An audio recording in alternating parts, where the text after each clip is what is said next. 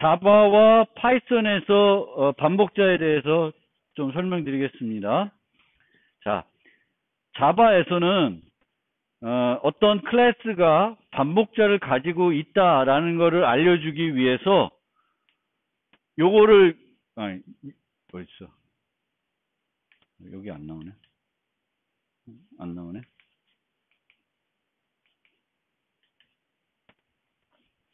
코드를 보여줘야 되겠네, 그럼. 자바. 제가 자바인가? 에어팟.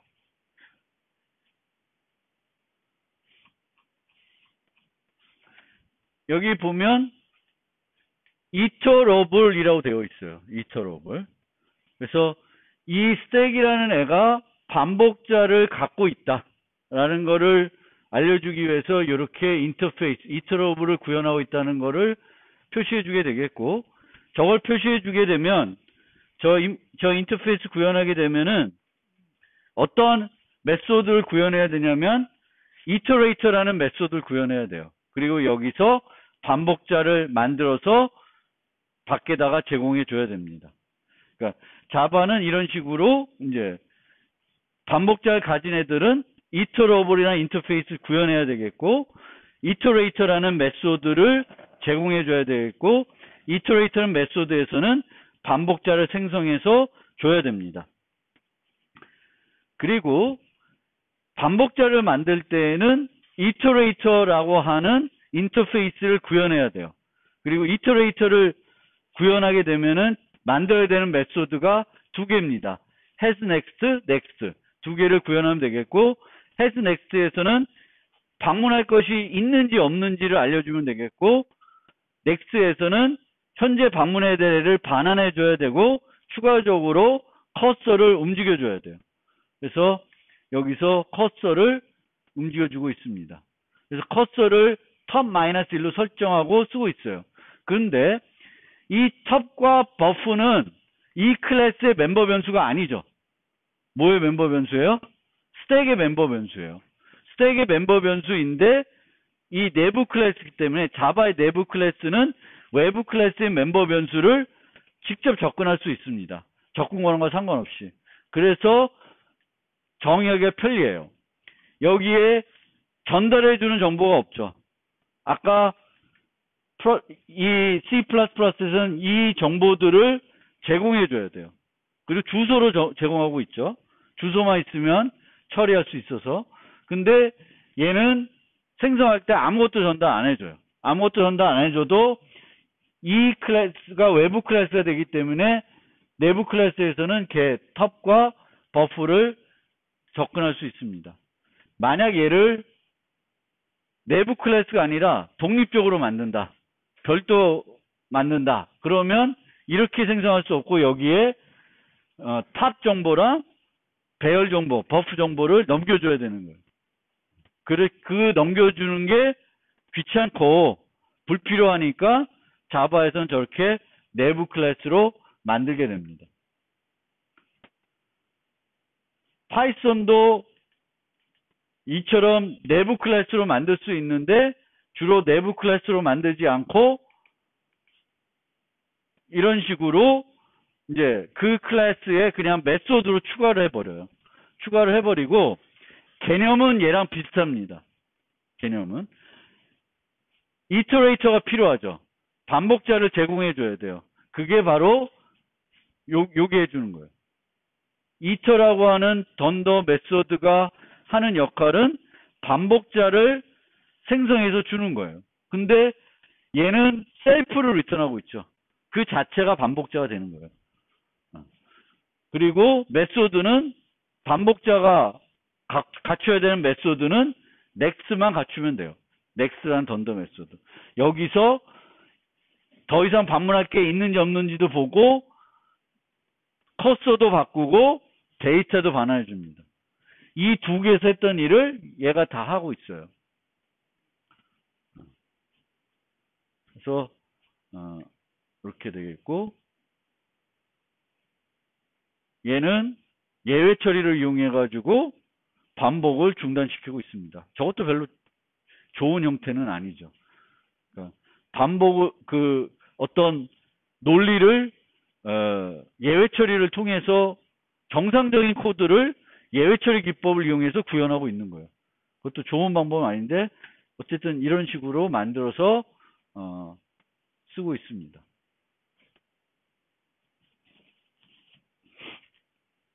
만약에 얘도 내부 클래스로 만들면은 자바랑 특성이 달라서 전달해 줘야 돼요. 데이터를. 전달을 이쪽으로 이 클래스로 이 정보들을 제공해 줘야 됩니다. 파이썬도. 그래서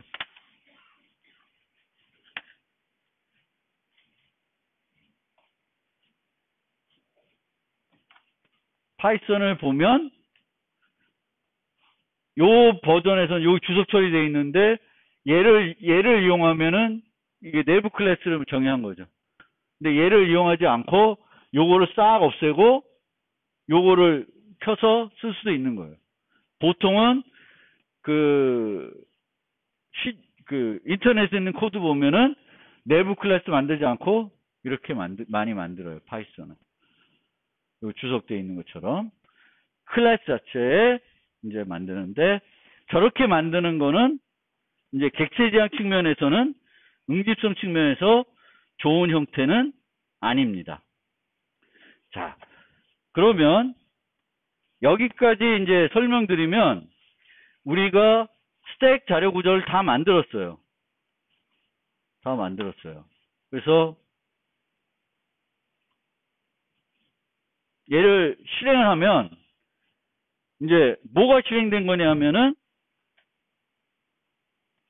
여기 보면 스택 테스트라고 하는 클래스가 있고 얘가 실행된 거예요. 그럼 얘가 뭐냐? JUnit 5로 작성이 된 테스트 코드예요. 테스트 코드. 그래서 앞으로 우리가 자료 구조 만들 때 이걸 이용해서 내가 만든 코드가 잘 돌아가는지를 검사할 거예요. 자바의 경우에는 JUnit 5라는 걸 쓰고 또 C++는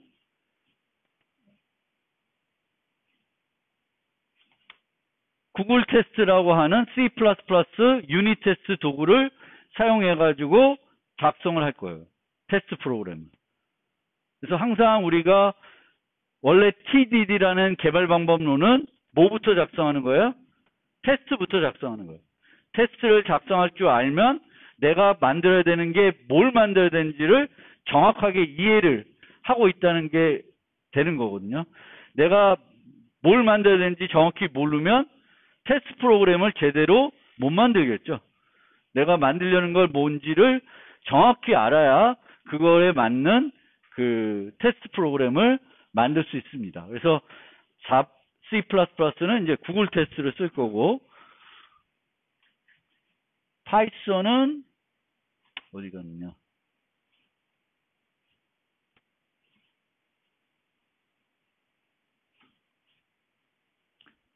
import 유닛 테스트 하면은 유닛 테스트라는 모듈이 있어요. 이 유닛 테스트는 자바의 JUnit를 흉내낸 거예요. 그래서 그런 걸 이용해 가지고 또 비슷하게 테스트 프로그램 만들어 가지고 실행을 할 겁니다.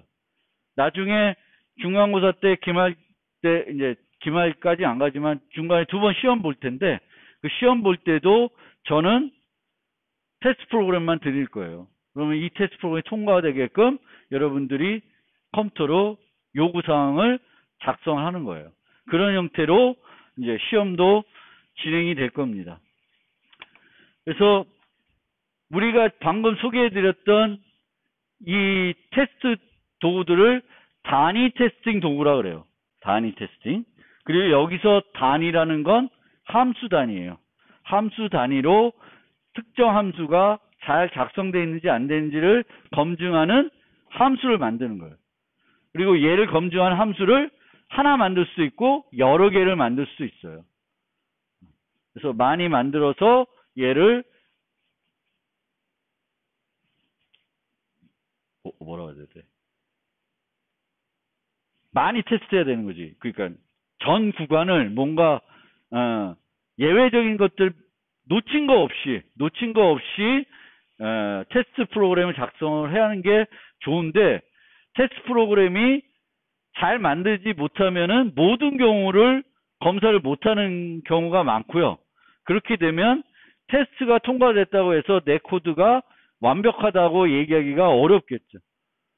내 코드가 완벽하다고 얘기하기 위해서는 테스트 코드 자체도 완벽해야 돼요.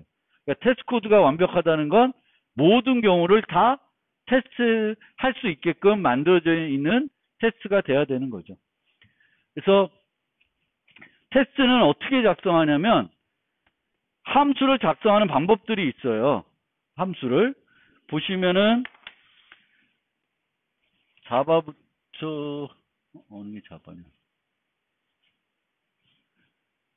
자바는 클래스를 하나 만들고요. 그 클래스 안에 함수들을 정의합니다. 함수들을 정의하는데 이 함수 앞에 attest라는 그거를 붙여줘요. attest를. 그러면 이 함수는 테스트하는 함수다라는 걸 알려주는 거예요. 그러면 나중에 우리가 실행하면은 얘를 실행시켜줘요. 얘를 실행시켜주는데 여기에 일반적인 형태로 코딩을 하시면 돼요. 일반적인 코딩을 하는데 주로 내가 이런 거 수행했을 때 기대되는 결과가 있잖아요.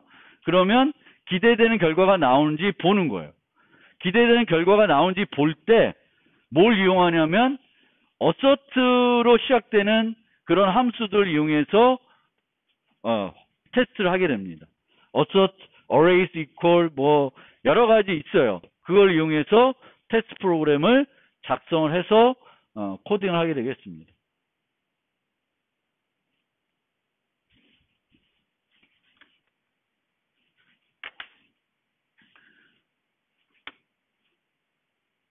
C++는 클래스를 만들지 않고 함수들만 쭉 만들어요. 근데 모든 함수가 이런 형태로 만들게 돼요.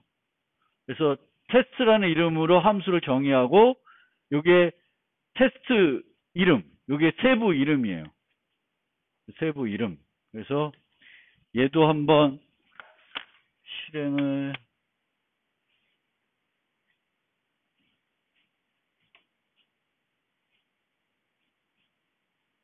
에러가 있다.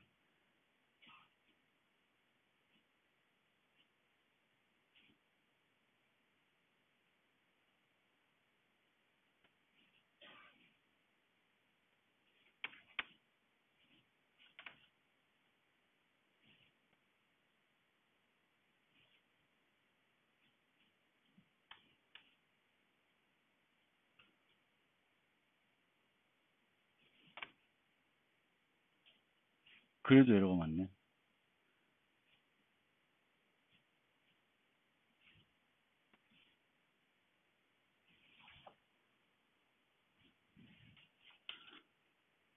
뭘 잘못했냐.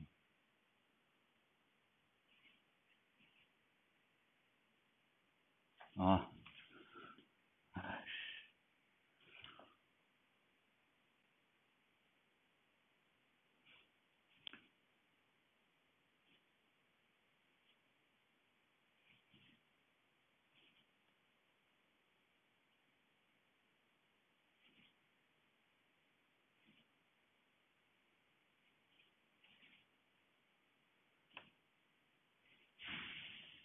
설치가 갔는데.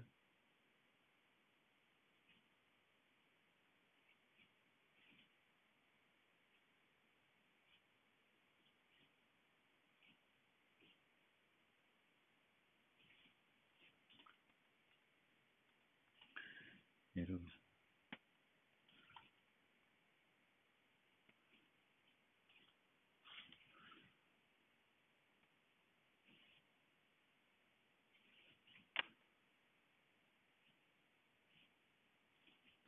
이렇게 에러를 다 제거하고 실행하면은 테스트 그 함수들이 실행되고 6개 테스트가 다 통과됐다고 나옵니다. stack.list empty initial test. 그러니까 내가 만든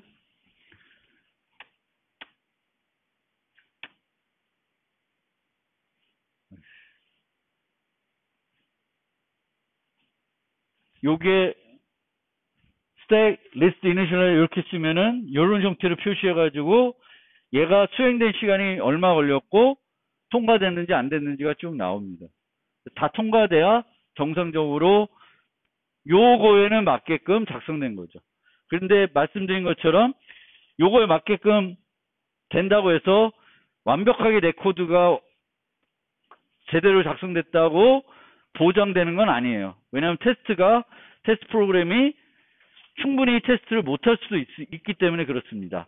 하지만 테스트 프로그램을 만들어 놓으면은 여러 가지 코드를 수정했을 때 수정 전과 수정 후에 행동이 똑같은지는 충분히 확인할 수 있어요.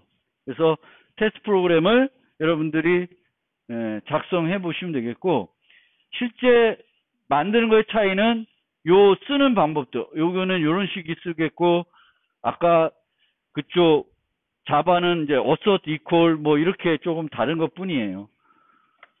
파이썬도 잘 돌아가나?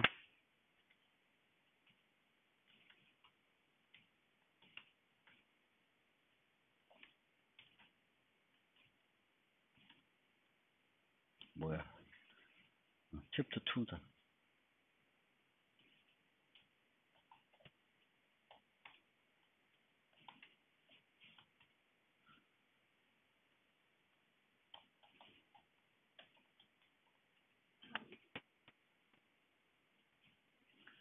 여기도 에러 났대.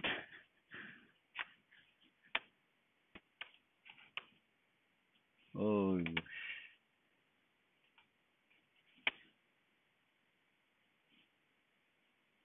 뭐가 에러 났죠?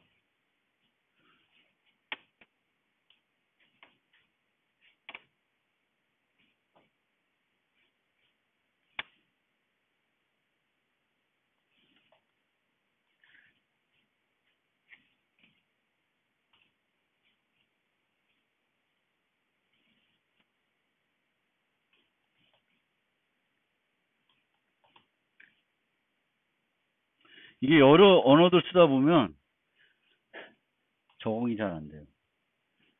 터?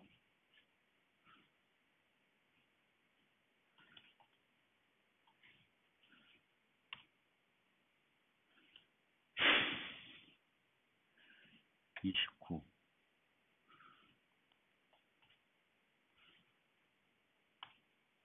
네, 이렇게 되면은 얘는 되게 간단히 나오죠. 9개 테스트가 돌아갔는데 다 통과됐다고 나옵니다.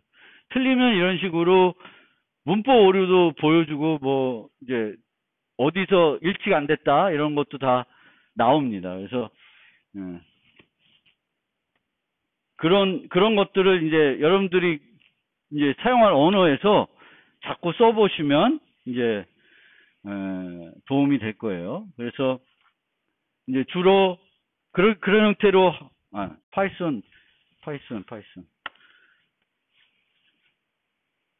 파이썬도 유닛 테스트랑 비슷하게 클래스를 만들고요. 얘를 상수밖에 만든 다음에 이 함수들을 이런 식으로 하나씩 만들면 이 안에 있는 함수들을 테스트 함수로 생각해서 실행해 주는 거예요.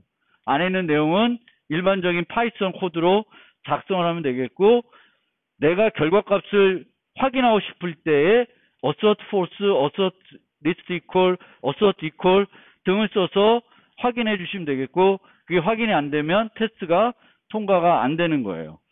그래서 테스트들을 만들어서 이제 실행을 하면 돼요. 얘는 거의 똑같습니다. 왜냐면 이 파이썬이 얘를 따라한 거기 때문에.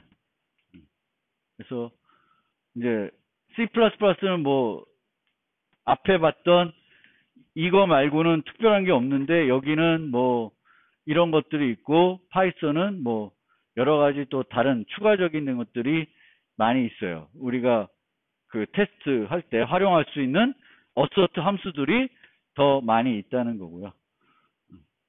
그리고 테스트를 스킵하는 방법은 테스트 이름 앞에 disable을 추가시키면 그 함수는 실행이 안 되고요. 자바는 at disable을 추가해 주거나 얘를 주석 처리해 줘도 되고요. 얘는 파이썬은 그 함수 앞에다가 at unit test skip 하면은 그 함수는 실행을 안 해요. 그러니까 우리가 처음에 만들 때 제가 이제 숙제 같은 거 드리면은 테스트 코드를 왕창 드릴 거예요. 그러면 처음 시작하면 다 에러 나겠죠. 제대로 구현이 안 돼서. 그러면 얘네들을 다 실행시켜놓고 매번 돌리지 말고 처음에 통과시킬 그 앱만 활성화시켜 놓고 나머지는 디세이블 시킨 다음에 얘가 통과가 되면 얘는 그냥 내버려두고 다음 거 하나 활성화시켜서 또 통과시키고 그런 식으로 차례차례 접근해 보시는 게 좋아요. 매번 하면은 아까처럼 왕창 에러 나고 있으면 어디서 에러 나는지도 번거롭고 그렇습니다. 그래서 제가 이제 나중에 과제 나가면은 이제 이렇게 테스트 도구를 드릴 건데, 파일을 드릴 건데, 테스트 파일에 여러분들이 또 필요하면 추가할 수 있어요. 추가하는 건 상관없어요. 하지만 제가 드린 테스트 프로그램 자체를 수정하지 마세요. 그거 자체로는 통과가 돼야 되는 거니까 거기에 추가적으로 테스트를 함수를 추가 만들어서 다른 걸 여러분들이 테스트해 볼 수는 있어요. 그건 좋은 거예요. 그렇게 하시고 테스트를 많이 들었을 때 그 테스트를 한꺼번에 다 통과시키려고 하는 게 아니라 단계별로 하나하나씩 하시면 되겠고 그때 이제 요걸 활용해 주시면 돼요. 각 언어별로. 자, 요 이제 앞으로 몇 슬라이드에 나와 있는 내용들은 그 스택하고는 좀 관련이 없을 수 있는데 앞으로 자료 구조를 만들 때 각 언어별로 추가적으로 알아두면 좋은 것들을 조금씩 소개해 드리겠습니다. C++는 연산자 재정의를 많이 하죠. 자료 구조 우리가 벡터를 쓰더라도 배열색인 연산자를 많이 이용해서 벡터 있는 데이터들을 접근합니다. 그래서 이렇게 연산자를 사용해 가지고 자료 구조에 있는 내용들을 접근하기 위해서는 그 연산자를 재정의해 줘야 되죠. 그래서 주로 많이 하는 재정의하는 연산 중에 하나가 바로 요 색인 연산자예요. 요 색인 연산자를 많이 하는데 이 색인 연산자는 늘 두 개를 많이 제공하죠. 왼쪽에 오는 거, 오른쪽에 오는 거. 그래서 두 개를 제공해야 되는데 두 내용의 안에 코드는 중복이 돼요. 하나는 컨스트고 하나는 컨스트 아닌 거 빼고는 중복이 되기 때문에 그 중복을 제거하고 싶으면 이 컨스트가 아닌 애는 늘 이렇게 정의할 수 있어요. 컨스트 인에 정의해 놓고 얘는 얘를 이용해서 구현하게끔 만들 수 있습니다. 그래서 이것도 한번 참고해 주시면 되겠고 파이썬도 C++만큼 이제 연산자들 재정의해서 많이 써요. 근데 연산자를 재정의하는 게 아니라 이런 애들을 뭐 LT 뭐 이런 던더 메소드를 재정의하게 되면은 연산자를 이용할 수 있게 되는 거죠. 그래서 연산자를 재정의할 수 있다는 측면에서는 파이썬도 C++하고 유사한 측면이 있고요.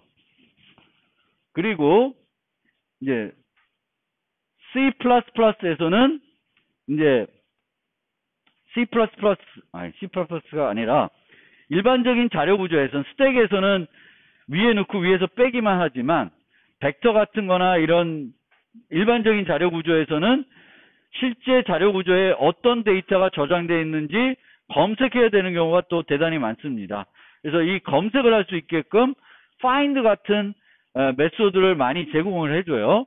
스택에서는 없었지만 근데 이 find의 경우에는 기본적으로는 원래는 있다 없다를 알려주는 거예요. 불 있다 없다. 그러니까 find 뭐를 찾아달라는데 자료 구조에 없어. 그러면 false를 반환하고 있으면 true를 반환하는 거예요. 근데 어떤 특정한 데이터가 있는지 없는지는 find에서만 활용하는 게 아니라 다른 연산들을 구현할 때도 활용할 수가 있어요. 그러기 위해서는 보통은 find가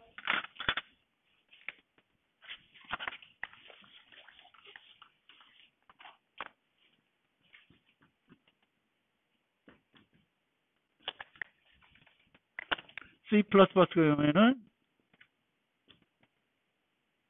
이런 애를 만든다. find에서 얘가 있는지. 그럼 여기다가 잔뜩 코딩하지 않고 뭐 int, search 배열 기반이면 배열에 어디 있는지를 찾아야 될 거 아니에요? 이런 애를 만든 다음에 여기서 return, search, item, 뭐 doesn't equal -1 뭐 이런 식으로 구현을 해요. 그러면 얘의 활용도가 대단히 많이 있습니다. find에서 쓰이지만 또 remove에서 쓰여요. remove 같은 연산은 특정한 객체를 자료 구조에서 제거하는 거잖아요. 그럼 그 객체가 배열에 어디에 있는지 먼저 찾아야 돼요. 그래서 find 만들 때 이런 애를 많이 만들게 돼요. 근데 이런 애 만들 때 보통 배열 기반이면은 -1을 반환해가지고 처리하잖아요. 근데 만약에 우리가 내부적으로 쓰이는 게 int가 아니라 여기가 cite가 되면은 얘는 음수가 안 되잖아요. 그러면 이제 -1이 아니라 다른 값을 반환해야 돼요. 그러면 복잡해져요.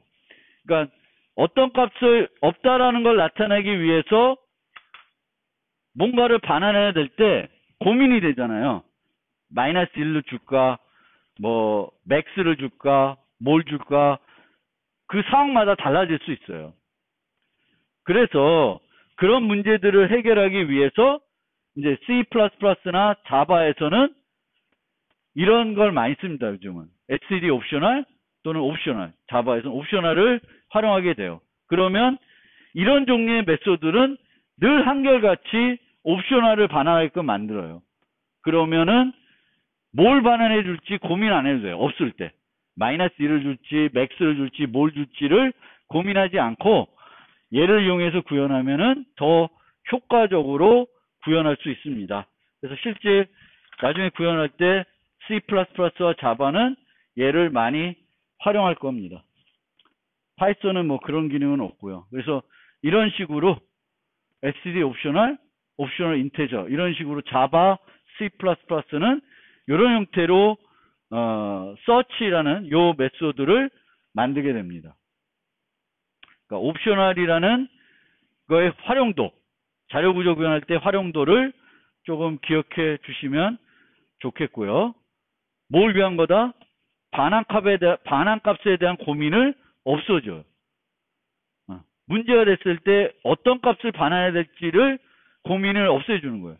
그리고 사용하는 측면에서도 이 메소드는 없을 때 -1, 이 메소드는 없을 때 max 뭐 이런 거를 신경 안 쓰면 되는 거지. 둘 다 옵셔널을 주게 되면은 없으면 옵셔널 널이 오겠구나 뭐 이런 거를 이제 똑같이 일관성 있게 쓸 수 있게 해주는 거예요. 그래서 여러분들도 이제 앞으로는 어떤 함수를 만드는데 이 함수가 사용자가 요구한 값을 줄 수도 있고 없어서 못 줄 수도 있어요. 그러면 없을 때 뭘 반환하지 고민하지 마시고 뭘 쓰면 돼요? std 옵셔널을 이용해서 또는 자바에서는 옵셔널을 이용해서 코딩을 하면은 효과적으로 프로그래밍을 할 수 있습니다. 그리고 이제 이런 것들을 만들 때 그 내부에 있는 데이터들을 비교해야 되는데 어떻게 비교하는지도 언어마다 좀 특색이 달라요. C++와 파이썬은 연산자를 이용해서 비교를 하게 됩니다. 그리고 그 연산자를 이용해서 구현해 놓는데 해당 클래스가 그 연산자가 없어. 그러면 C++는 문법 검사에서 체크해주고 파이썬은 실행 시간에 죽어요. 그 연산자가 없으니까. 실행시키면. 자바는 연산자를 이용하지 못해요. 연산자 재정의가 없어요. 그래서 자바는 equals나 compare to라고 하는 메소드를 이용해서 모두 구현하게 됩니다. equals라고 하는 메소드는 오브젝트 클래스라고 하는 가장 꼭대기에 존재하는 거기에 있는 메소드이고요.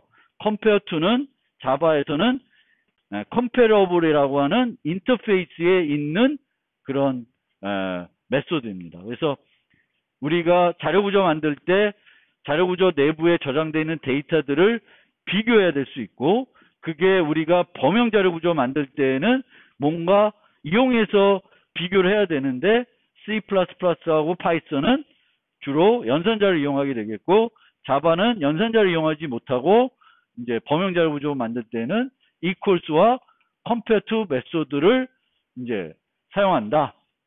그리고 파이썬에서는 얘를 쓰려면 얘를 만들어줘야 돼요. 얘를 만들어주면 그 이퀄을 올바르게 사용할 수 있고요. 여러분들이 그 또 파이썬에서 얘와 is의 차이점도 잘 구분해 줘야 돼요. is는 주소 비교예요.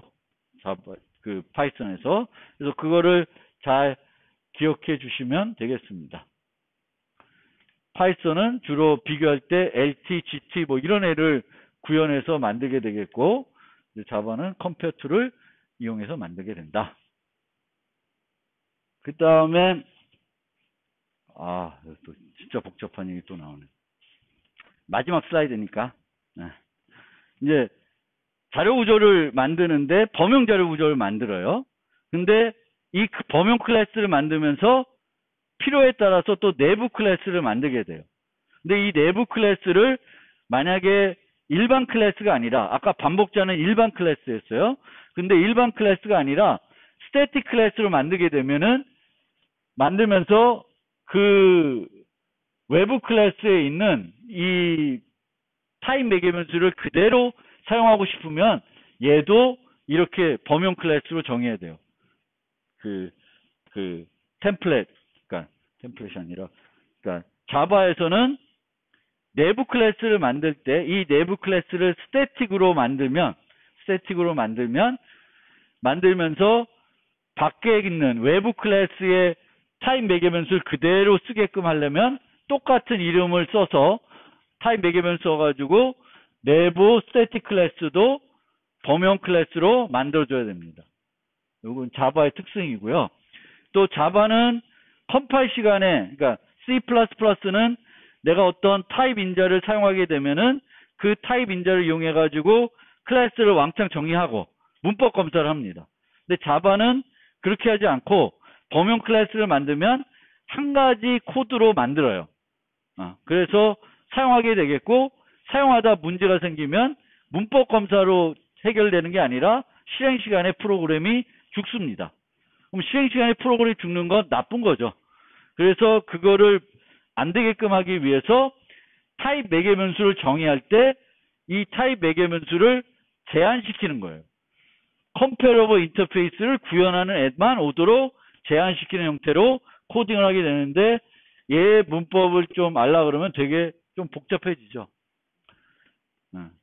요거는 궁금하신 분은 별도 물어보시고요. 자바에서 저 부분을 이제 배운 다음에 이제 쓰시면 되겠는데, 어쨌든 자바는 타입 매개변수로 원시 타입을 못 쓰고, 또 여러 개의 코드를 만들어서 문법 검사를 하는 게 아니라 하나의 코드를 만들어 가지고 사용하기 때문에 실행 시간에 죽을 수 있습니다. 잘못된 타입 인자를 쓰면. 그 클래스에는 쓸 수 없는 타입 인자를 쓰게 되면은 실행 시간에 프로그램이 죽어버려요. 그러면 그런 맞지 않는 타입 인자를 못 쓰게 하기 위해서 타입 인자를 제한시켜 놓는 거예요. 그 제한시킬 때 이제 쓰는 게 extend라는 걸 쓰는 거고요. 그리고 이제 이런 것들도 이렇게 좀 제대로 만들려면은 super, extend 뭐 이런 것들을 다 이해를 해야 됩니다. 그래서 이거 좀 복잡한데, 알고 나면 그렇게 복잡한 거 아닌데, 여기서 여러분들 이해하게끔 설명하려면 1시간 갖고도 모자랄 수 있으니까 다 설명하는데, 이런 것들이 있다, 이제 만날 거다라는 거를 좀 기억해 두시고, 잘 모르는 부분은 그냥 우선은 기계적으로 쓰세요.